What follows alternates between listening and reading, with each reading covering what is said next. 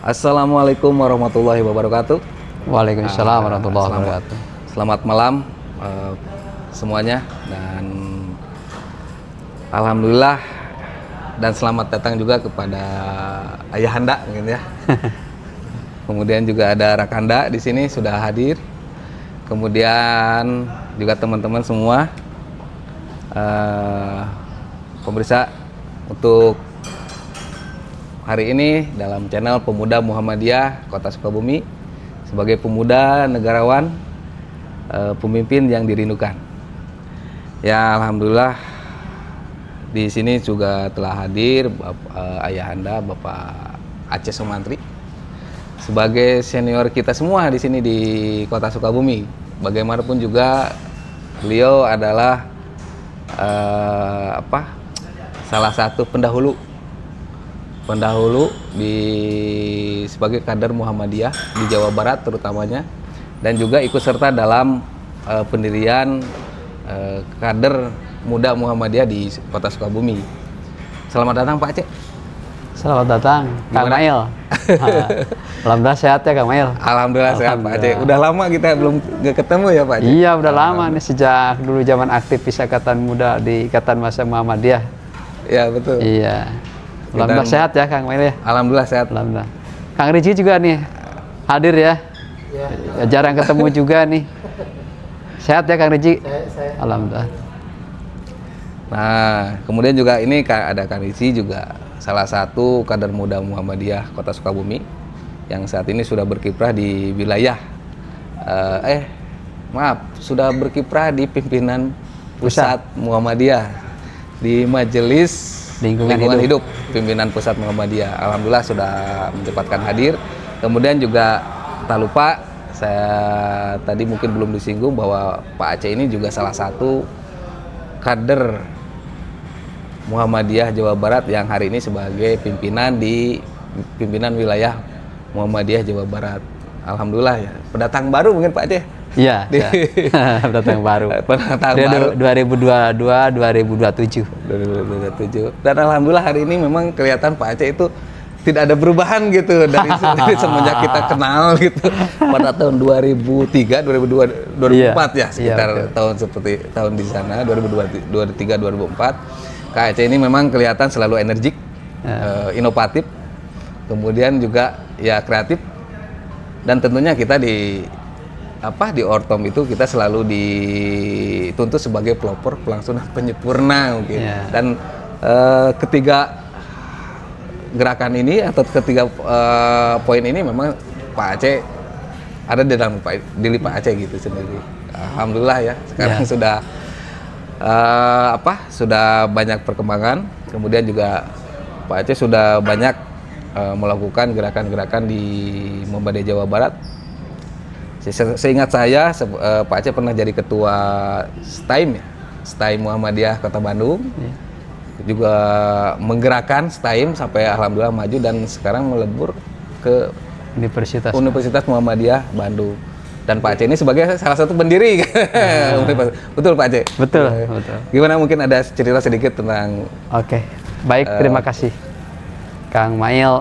Alhamdulillah ya Kang Rizky, saya sangat appreciate ya apa yang dilakukan oleh Angkatan Muda Muhammadiyah Kota Sukabumi yang memiliki channel khusus ya untuk sharing ide gagasan dalam dunia media sosial. Khususnya pada kesempatan malam ini saya secara pribadi sangat berterima kasih untuk diundang berbicara kita untuk romantisme ya masa-masa dulu ketika saat menjadi aktivis muda ya. Tapi bukan berarti ini bukan menjadi aktivis muda, tapi mencoba untuk bicara bagaimana ke depan pemuda ya. Betul. Yang tadi pemuda yang negarawan, artinya memang pemuda ini sebagai kunci ya dalam sebuah perubahan bangsa dan negara. Mulai dari level terbawah sampai ke ya perubahan dunia, menurut saya pemuda ini menjadi pemeran utama dalam sebuah perubahan. Karena saya juga pernah menulis kemarin tentang kepemimpinan zona nyaman. Nah ini harus diubah menuju pada kepemimpinan zona perubahan. Zona perubahan. Nah ini ya, ini penting ya buat teman-teman angkatan muda Kota Sukabumi ya. Jadi kata kunci perubahan ini tidak akan pernah ditelan masa, akan terus dinamis ya tentang isu-isu perubahan ini. Maka saya berharap ya buat angkatan muda Muhammadiyah Kota Sukabumi tidak boleh pantang mundur, tidak boleh putus asa, harus terus memiliki optimisme, spirit yang kuat untuk sebuah perubahan. Minimal perubahan-perubahan yang ada dalam lingkungan sendiri. Ya, kita upayakan maksimalkan melakukan perubahan-perubahan di luar lingkungan kita, baik lingkungan persyarikatan maupun di luar persyarikatan. Dan lebih harapan yang kita harapkan adalah perubahan kebangsaan kita dalam tingkat lokal, regional, bahkan juga nasional. Dan itu yang kita harus persiapkan dengan berbagai langkah-langkah taktis dan strategis. Terlebih era hari ini, kalau saya lihat secara kasat mata ya, populasi penduduk kita saat ini kurang lebih 43-45% itu adalah kelompok generasi milenial yang dikategorikan sebagai angkatan muda. Dan ini harus memiliki peranan kuat dalam proses perubahan hari ini dan hari esok gitu. Dan ini perubahan ini sudah dirancang oleh bangsa dan negara kita ini mempersiapkan generasi emas. Ya. Nah ini generasi emas ini jangan sampai diubah menjadi generasi cemas. Kenapa? Karena dinamika ini akan terus melewati dan terlewati. Nah ketika kita menjadi salah satu pemeran utama dalam rentang waktu mencapai pada titik generasi emas ini jangan sampai kita menjadi bagian yang dilupakan dalam sejarah, tapi harus menjadi bagian dari catatan sejarah. Nah, ini yang paling penting. Catatan sejarah ini akan menjadi penting. Jangan sampai dilupakan sejarah itu artinya tidak memiliki nilai apa-apa, tidak memiliki kontribusi apa-apa terhadap perkembangan zaman dan peradaban ini kan gitu. Nah ini pemuda ya, karena sejak revolusi masa Nabi Muhammad ya hingga sampai generasi sekarang di era digital, peranan pemuda selalu terdepan dan paling depan. Saya berharap juga dalam konteks Persyarikatan Muhammadiyah maupun dalam konteks organisasi-organisasi kepemudaan di Kota Sukabumi, termasuk dalam konteks kepemudaan ranah kebangsaan, ya apapun alasannya pemuda harus menjadi yang paling depan untuk dalam mengisi dinamika perubahan ke depan. Nah, perubahan ini juga harus ada hal-hal yang harus kita coba create ya, berdasarkan kebutuhan hari ini. Ya kebutuhan hari ini apa? Yeah. Kita harus memiliki kemampuan memotret, menganalisa. Tidak hanya sekedar kita juga memainkan peran, tapi kita tidak berdasarkan hasil analisa yang baik, ya. Analisa yang tajam, supaya apa yang kita lakukan ini sesuai dengan target capaian yang kita capai. Baik untuk kepentingan diri kita sebagai seorang manusia yang memiliki kepentingan, maupun untuk kepentingan entitas, komunitas, atau kelompok, ataupun organisasi apapun yang diamanahi kepada kita. Ya seperti Kang Mail nih sebagai Ketua Pemuda Muhammadiyah Kota Sukabumi. Yang kan, sudah tidak muda lagi. Baik, tadi bukan persoalan muda dan tidak muda ya, tapi ada amanah yang diamanahkan. Nah ini harus dipertanggungjawabkan ya. Dalam satu periode ke depan itu apa yang harus dikerjakan dan seperti apa yang dikerjakan dan bagaimana mengerjakannya dan apa target capaiannya. Dan terus diukur secara berkala dan itulah sebagai tanggung jawab seorang pemimpin. Ya. Persoalan diterima dan diterima, persoalan diterima atau tidak diterima, persoalan ini produktif atau tidak produktif, nanti kan ada alat ukurnya. Ya. Nah ini mungkin saya sangat apresiasi ya buat teman-teman. Paling tidak pada kesempatan ini saya secara pribadi sangat senang bisa bertemu dengan para kader Angkatan Muda Muhammadiyah Kota Sukabumi ya. Karena tidak mudah kita berinteraksi setiap saat ke tiap masing-masing daerah. Betul. Ini momentum saya juga bersilaturahmi, semoga menjadi silaturahmi yang produktif ya, yang bermanfaat ya. Ya paling tidak kita berharap sharing gagasan, sharing ide, sharing informasi, apa sih yang bisa kerjakan ke depan. Begitu Kang Mail. Barangkali juga ada pendapat tuh dari Kang Rizky. Bagaimana pendapatnya beliau? Coba ditanya sama Kang Mail. Gimana Kang Rizky? Aduh. Dia tuntut ya, cara ya ada kopi ya. Yang lain tiris dah tiris. Tiris itu. Ya terima kasih Kang, supaya Kang Aceh senang bisa bergabung malam hari ini. Kang Ismail ini kawan saya dari dulu semenjak awal kuliah di IMM. Alhamdulillah sampai saat ini konsisten begitu. Dan sekarang dia mana menjadi ketua Pemuda Muhammadiyah Kota Sukabumi. Kang Aceh ketemu dulu di Bandung, alhamdulillah sampai sekarang masih mau mendampingi begitu. Dan dari dulu saya ingat waktu pertama di Lampung, Kang Aceh ini termasuk yang senior yang aktif mendampingi kader-kadernya gitu, termasuk itu mengantarkan Kang Yusuf menjadi ketua DPP. DPP. Berbicara kepemudaan, kepemimpinan, tentu kan kalau kita bicara konteks zaman kali ini kan zaman sekarang itu kan zaman global ya, di mana perubahan sangat cepat terjadi gitu. Tentu kita sebagai pemuda harus pandai beradaptasi dengan kondisi yang ada gitu. Saya pernah menonton sebuah video yang menarik, begitu yang menggambarkan bagaimana globalisasi membuat perubahan terhadap roda kehidupan umat manusia. Di situ menggambarkan bagaimana misalnya pekerjaan yang dulu ada sekarang tidak ada, pekerjaan yang dulu tidak ada sekarang ada. Jadi kan pekerjaan kawan-kawan jadi konten kreator kan dulu di tahun 90-an tidak ada ceritanya konten kreator begitu. Tapi sekarang konten kreator menjadi salah satu profesi yang menjanjikan, yang jadi cuan juga begitu. Dan tentu pilihan terakhir ya. Pemuda sebagai pelopor perubahan harus mampu adaptif gitu terhadap perubahan-perubahan yang ada, harus mampu beradaptasi, menyesuaikan pola gerakannya yang disesuaikan dengan konteks zaman kita saat ini. Karena kalau kita akan ketinggalan.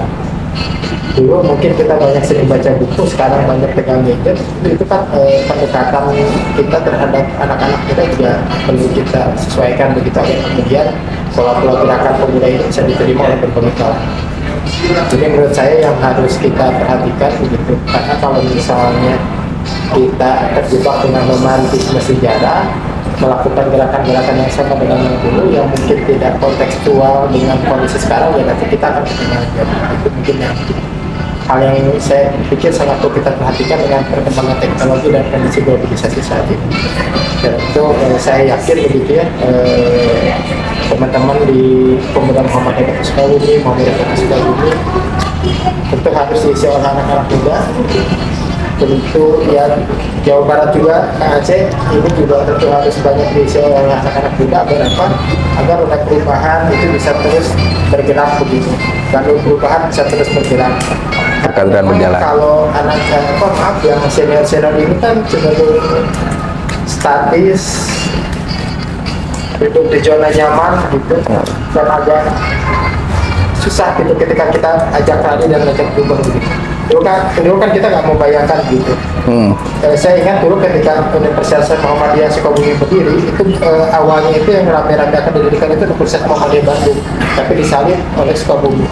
Tapi alhamdulillah atas peran Kang Aceh begitu sekarang ada UMB Muhammadiyah Bandung bisa lahir begitu. Itu kan sebetulnya banyak peran pemuda di situ, ada Kang Aceh gitu, dan ada kawan-kawan lain yang ada di Jawa Barat yang sebetulnya banyak diisi oleh generasi muda.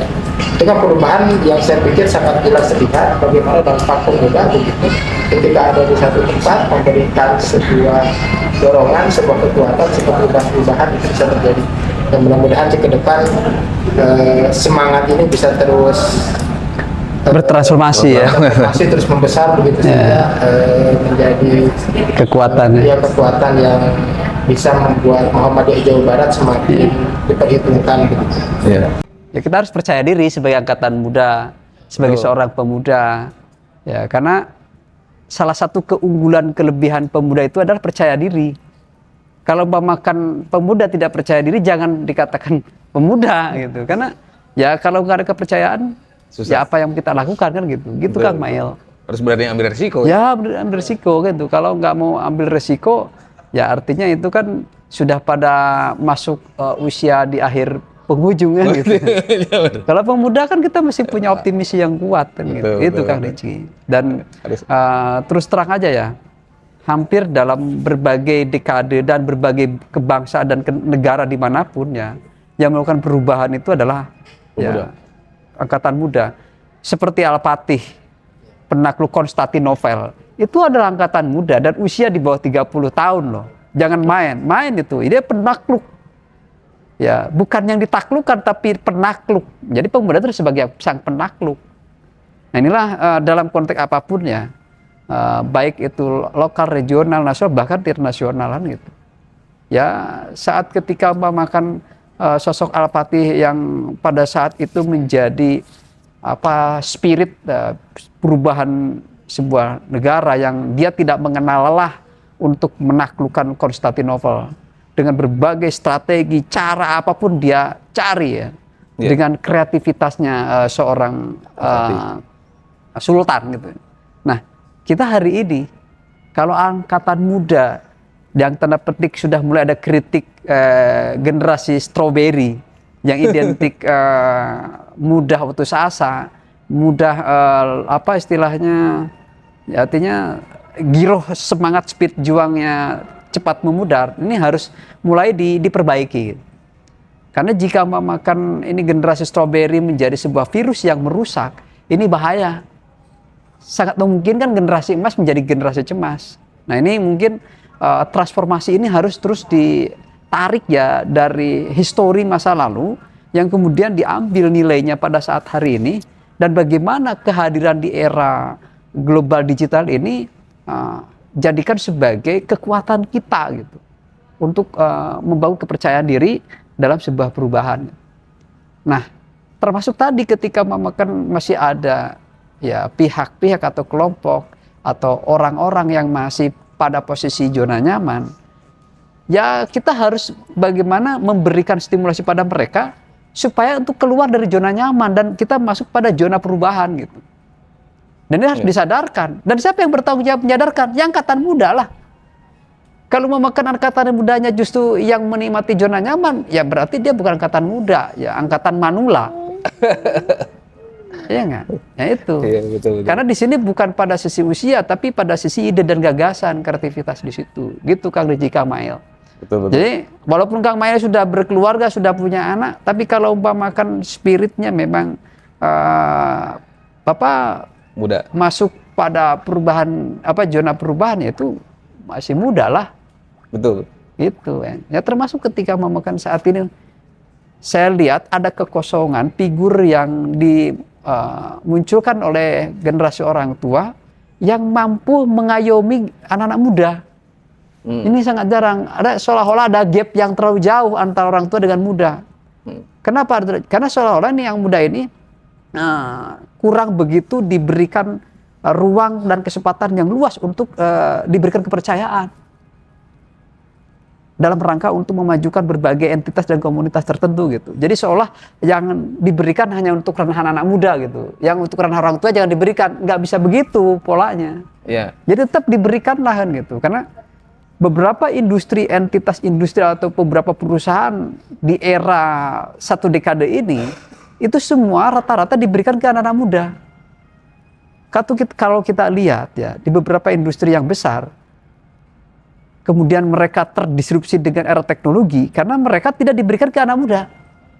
Tapi ketika beberapa industri internasional atau yang skala multinasional saat ada transformasi dari orang tuanya ke anak muda dan anak mudanya siap, mental, spirit dan semangatnya kuat, maka itu akan transformasi terjadi dan itu akan dinamis dan tetap akan bertahan lama. Tapi ketika masih ada ketidakpercayaan kepada anak muda, ada kekhawatiran, tunggu itu akan kemunduran dan kehancuran sebuah industri. Betul. Kalau nggak percaya silahkan dilacak dalam berbagai histori industri perusahaan di kelas internasional. Ya sama juga ketika perusahaan-perusahaan nasional dimiliki oleh para pengusaha hari ini ya termasuk organisasi-organisasi sosial, organisasi-organisasi politik, organisasi-organisasi pendidikan, organisasi-organisasi ekonomi, atau organisasi apapun namanya, ketika itu tidak ada proses transformasi dari generasi ke generasi, itu akan merusak sel-sel organisasi. Ketika sudah rusak, itu akan mengalami ketidaksehatan, akan mengalami sakit. Kalau sudah sakit, ya akan mengalami kemunduran, tidak akan mengalami kemajuan. Itu di mana-mana. Kalau tidak percaya silakan ditelusuri, kita uji, benar nggak? Kalau memakan tidak terjadi regenerasi, tidak ada transformasi dari orang tua kepada anak muda, itu akan mengalami stagnasi. Betul. Masih syukurlah ada. Ya. Ini kalau hancur itu ya rugi. Investasi yang sudah jauh-jauh hari diinvestasikan, baik dikonversi dengan uang akan bernilai sejumlah berapapun, tapi ketika memakan itu mengalami kerugian, mengalami sesuatu yang tidak membuat nyaman, itu ada kerugian besar bagi kita. Nah, sama dalam konteks sosial juga. Ya, ketika tidak ada regenerasi dalam kepemimpinan terhadap kaum muda, ya, itu juga akan mengalami stagnasi. Saat ketika memakan organisasi sosial, organisasi politik, organisasi pendidikan, jika juga tidak melakukan regenerasi, itu akan mengalami stagnasi. Nah, kalau memakan stagnasi ini hanya dijadikan sebagai sebuah tontonan, itu sangat mengerikan. Apa yang akan kita banggakan saat itu hanya menjadi sebuah catatan, dan catatan itu tidak membanggakan. Yeah. Catatan itu justru akan menjadi sebuah catatan yang mengerikan ketika dibaca oleh generasi kita berikutnya. Kemunduran. Saat ini mungkin masih ada di depan mata kita, tapi dalam hitungan waktu ke depan berikutnya tidak ada. Apa yang akan dibanggakan oleh anak cucu kita? Jadi jangan berpikir kita menunggu ambruk dan hancur dulu. Tapi justru kita harus mempersiapkan sebelum ini, kita harus ke depan yang harus dibaca, bukan hari ini saja. Kan tidak sedikit organisasi sosial, organisasi politik yang dulu lahir, organisasi entitas. Mungkin udah ratusan bahkan ribuan yang gulung tikar karena akibat tidak ada regenerasi kepemimpinan yang ditransformasikan kepada anak-anak muda. Dan itulah yang disebut, saya katakan, awalnya dia adalah memegang dan mengendalikan sebuah organisasi dengan pola kepemimpinan zona nyaman. Harusnya ada dinamika perubahan ya yang dilakukan oleh organisasi melalui kepemimpinan zona perubahan. Zona perubahan ini, apalagi tadi kata Kang Rizky, di era digital ini kan sangat super cepat. Yeah. Bahkan tidak pernah diketahui kapan datangnya. Tiba-tiba sudah viral. Nah, sudah viral. Tiba-tiba kita sudah terlewati kan gitu. Dan itulah yang kita sering dikagetkan. Ya inilah yang harus kita lebih cepat. Saya pernah diminta testimoni oleh salah satu media online. Itu kalau tidak salah 2 tahun yang lalu, saat ketika ulang tahun. Testimoni saya sederhana. Bisa nggak media online yang saat ini dipakai berbasis website, itu kecepatannya medianya seperti media sosial. Yang hari ini bicara, hari ini, detik ini dibaca dan didengar oleh orang banyak. Bisa nggak media online seperti itu? Saat ini jika media online yang masih berbasis website, kan masih menunggu waktu. Tapi ketika media sosial hari ini, jam ini, detik ini, tayang, jam dan detik ini juga orang bisa melihat dan mendengar. Bisa media itu seperti itu? Oh bisa, yang namanya media sosial. Tapi ketika dibuat dalam kerangka aturan media berbasis akademis, mungkin nggak? Oh sangat mungkin. Sejauh mana kreativitas kita ini? Dan ini ada di kemampuan anak-anak muda. Makanya tadi ketika ada keinginan Kang Rizky tentang bahwa transformasi kepemimpinan pemuda dari tingkat level terbawah sampai ke level atas, ini harus terjadi. Tidak dituntut umumkan yang di bawah dulu baru nanti ke atas. Nggak bisa begitu, itu harus simultan. Kenapa? Karena nanti akan terjadi linearitas ketika saat melakukan gerakan aksinya. Jangan sampai ketika di bawah gerak, di atas nggak gerak karena nggak ngeklik gitu. Yang di atas yang makan gerak orang tua, yang di bawah muda. Ini enggak. Jadi tetap harus linear. Itulah yang memang ini ke depan harus diambil alih peran oleh anak-anak muda. Betul. Kenapa? Negara bangsa ini dulu ketika kemerdekaan itu siapa yang bergerak? Angkatan muda ketika Soekarno diculik ke Keras Dengklok. Kalau nggak ada keberanian resiko anak muda, nggak akan merdeka negeri kita ini. Benar. Yong Japa, Yong Ambon, Yong Sumatera itu anak muda kok. Kenapa sejarah-sejarah ini nggak diulang gitu loh? Untuk melakukan sebuah perubahan. Karena usia sama tapi beda zaman dan beda kualitas. Dan ini yang harusnya kan menurut saya dengan perubahan alam teknologi ini harusnya lebih cepat dong. Betul. Dan harus lebih kreatif kalau menurut saya. Dulu dengan banyak keterbatasan tapi keberanian lebih kuat. Ya. Justru sekarang harusnya difasilitasi oleh perkembangan di pengetahuan dan teknologi harusnya lebih kreatif dan lebih cepat perubahannya. Perbaikannya maksud saya gitu. Pergerakan. Bukan semakin nyaman pada zonanya. Pembodohan semakin canggih. Nah, itu tuh merupakan suatu hal yang sangat mengerikan kalau menurut saya. Dan itu memalukan dan memilukan. Betul. Kalau anak angkatan muda hari ini memakan zona nyaman karena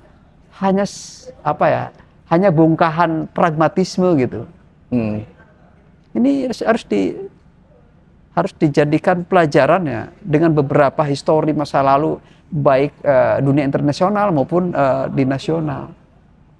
Karena pemuda ini adalah sebagai kunci, termasuk Kang Mail dengan kawan-kawan. Ini harus menjadi kunci sebuah perubahan di lingkungan organisasi yang dipimpin oleh Kang Mail, ya, atau organisasi apapun gitu. Karena pada hakikatnya diri kita ini adalah seorang pemimpin gitu. Ya. Cuman mungkin agak berbeda ya, ini tipis perbedaannya. Bahwa kita sebagai manusia adalah pemimpin, tapi tidak setiap pemimpin ini adalah pejabat. Ya. Karena pejabat ini ada ruang dan waktu yang berbeda serta syarat ketentuan yang berbeda. Betul. Kan gitu. Tapi kalau bicara konteks kepemimpinan atau pemimpin, semua kita pemimpin. Dan harus ikut melakukan perubahan. Kan gitu. Tapi ketika dalam konteks pejabat, karena itu kan yang memiliki ruang dan waktu, ketentuan, syarat yang dibatasi kan gitu. Nah disinilah harus kita bisa saling berkolaborasi. Hari ini angkatan muda, hari ini kaum muda, jika masih egois dan individualistik, ini tidak akan ada sebuah perubahan. Maka siapapun harus berkolaborasi. Ya. Dengan berbagai entitas, komunitas, industri, termasuk kelompok-kelompok sosial pun harus berkolaborasi. Tidak boleh kita ego, kita Muhammadiyah, saya mau orang Nahdlatul Ulama, saya mau orang Persis, saya orang PUI, saya mau orang bisnis, saya mau orang pendidikan, saya mau orang, nggak bisa begitu. Betul. Parsialitas seperti itu cara berpikirnya itu tidak akan mengalami kemajuan. Justru sekarang tuh sudah era kolaboratif ya. Era bersinergi semua pihak. Kita tidak boleh eksklusif tapi kita harus inklusif. Kita eranya sudah era kolaboratif kepemimpinan hari ini. Kita harus open minded gitu. Menerima masukan, ya, menerima kritik. Kan gitu. Kita harus senantiasa memberikan saran dan itu sangat Islami. Watawasau bil haq watawasau bis sob. Iya, benar. Jadi jangan merasa paling benar gitu. Jangan merasa paling bagus.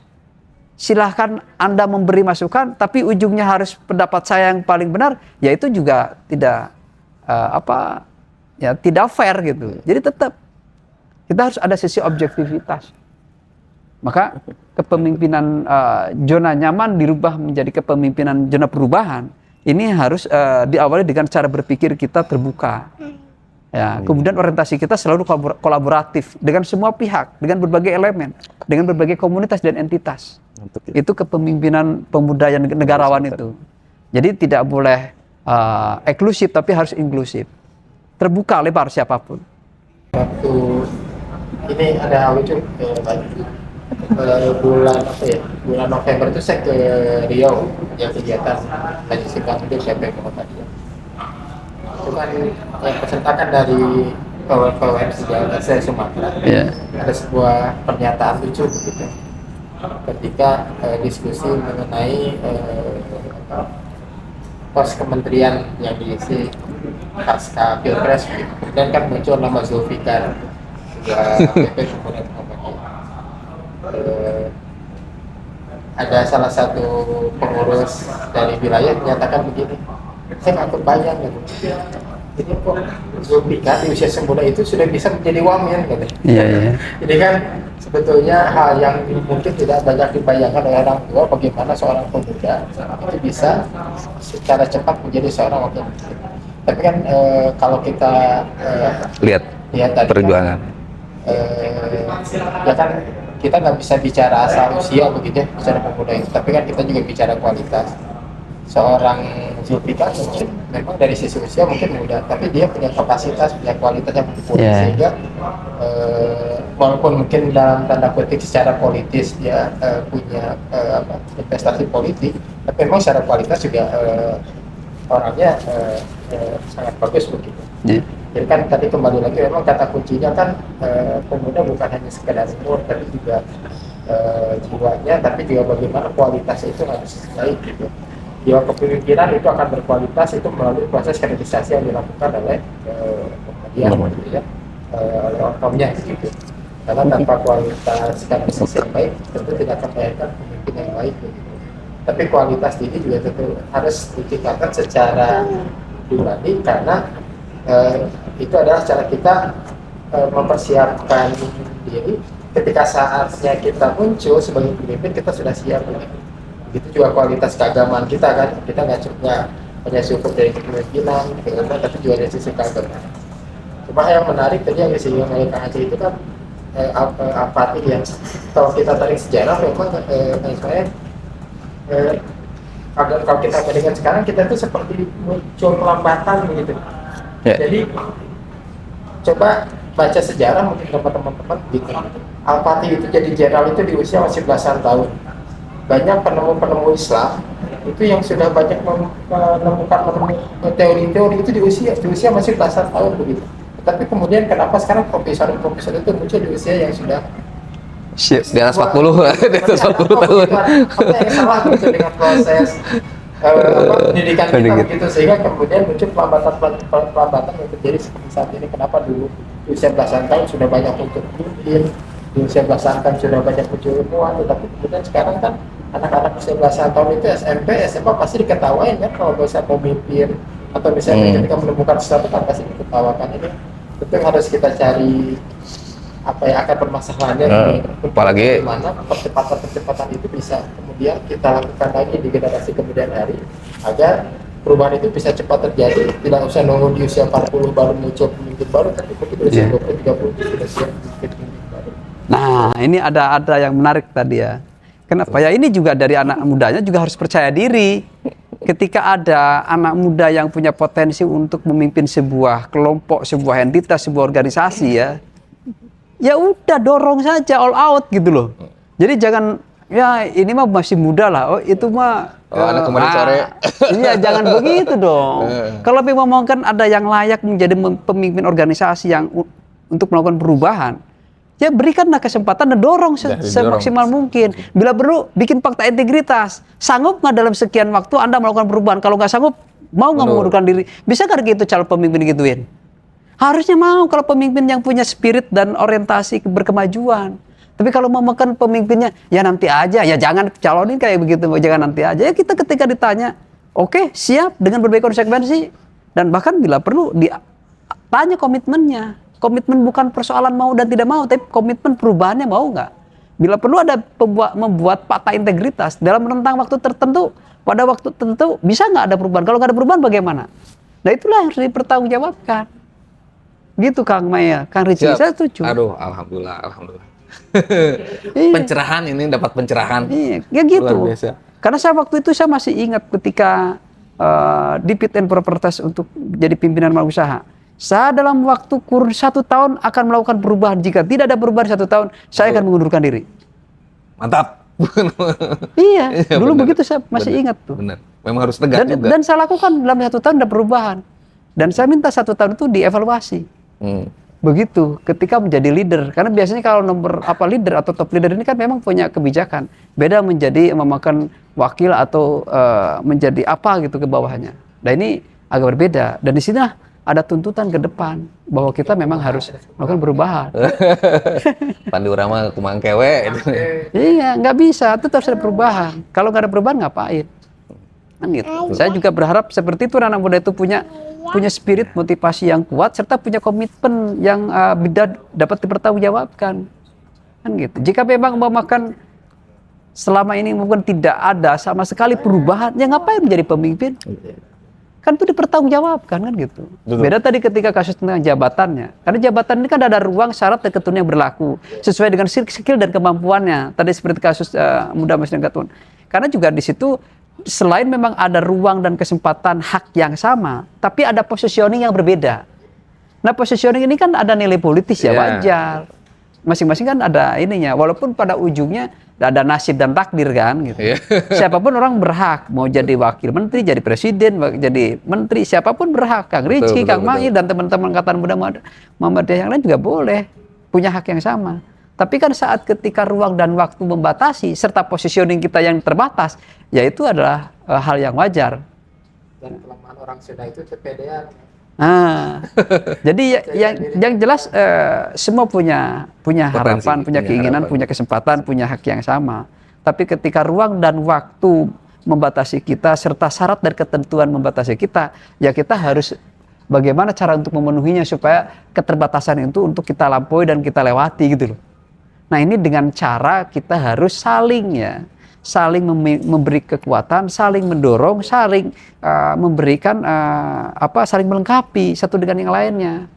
Karena siapapun mereka yang saat ini mendapatkan amanah jabatan, ya bukan hanya sekedar sebagai pemimpin dan dalam kepemimpinan tertentu, kelompok dan entitas tertentu, tapi ketika diberi jabatan, itu juga ada positioning yang saling menguatkan satu dengan yang lainnya.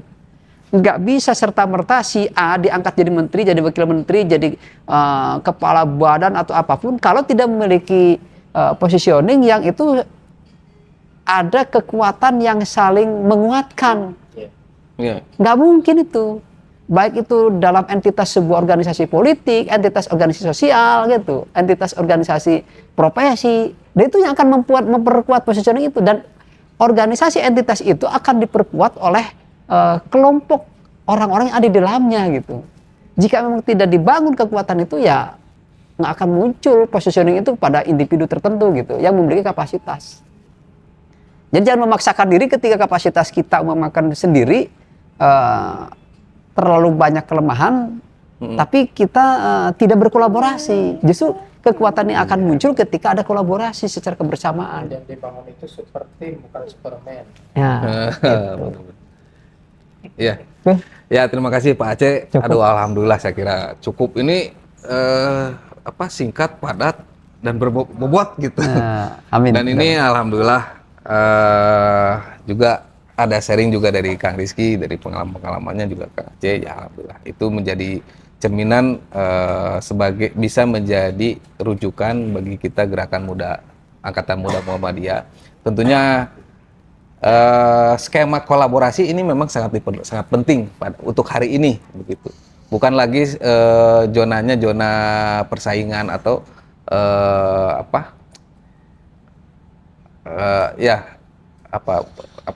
bukan persaingan, kompetisi. Bukan lagi sebagai kompetisi, tapi sekarang sudah menjadi zona kolaborasi dan bekerja sama. Karena bagaimanapun juga kita sebagai generasi muda harus melampaui keberhasilan perkaderan itu kan generasi mudanya harus melampaui generasi tuanya. Itulah keberhasilan di sebuah perkaderan gitu. Nah, kalau misalkan tadi sudah disinggung ya zaman perjuangan kemerdekaan, kemudian juga zaman dahulu Ya pemimpin-pemimpin itu muncul di usia di bawah 20 tahun kan. 20 tahun sampai apalagi 30 tahun. Dan Kiai Haji Ahmad Dahlan sendiri juga mendirikan Muhammadiyah itu di usia 35 tahun. Iya. Angkatan muda juga begitu. Dan hari ini kalau misalkan ditarik dengan umur yang sama, kok harusnya kan semakin maju ya. Tidak ada alasan. Harusnya semakin maju. Tapi mungkin di faktor kenapa tidak maju, mungkin ini ada menjadi sebuah catatan dan evaluasi. Bisa jadi pembodohan itu lebih canggih dengan ada teknologi dan teknologi hari ini, perkembangan teknologi, mungkin pembodohan itu lebih canggih gitu. Ya salah satunya mungkin dengan judol ya. Ini angkatan muda sekarang kan kasus-kasus judol itu kebanyakan angkatan muda ketimbang orang tua. Ya terima kasih Pak Aceh sudah menyempatkan hadir. Selamat datang di Kota Sukabumi kembali dan alhamdulillah Pak Aceh semoga sehat selalu. Amin. Alhamdulillah. Terus berkomitmen dengan spiritnya sebagai Insyaallah. pelopor, pelangsung dan penyempurna. Nah ini Amin. penyempurna ini nih Pak Aceh mudah-mudahan bisa menyempurnakan generasi pendahulunya gitu. Kemudian juga Amin, Kang amin, Rizky alhamdulillah sudah bisa hadir pada kesempatan kali ini. Terima kasih. Bagaimanapun juga Kang Rizky ini adalah salah satu kader Muhammadiyah Sukabumi ya. Yang sekarang sudah berkiprah di nasional lah di PP Muhammadiyah dan alhamdulillah. Saya cukupkan sekian mungkin Pak Aceh, Kang Rizky. Alhamdulillah, Terima bisa kasih. bersilaturahim. Mudah-mudahan banyak manfaatnya dan ini menjadikan motivasi bagi kaum muda selanjutnya. Terima kasih. Fastabiqul khairat. Wassalamualaikum warahmatullahi wabarakatuh. Waalaikumsalam warahmatullahi wabarakatuh.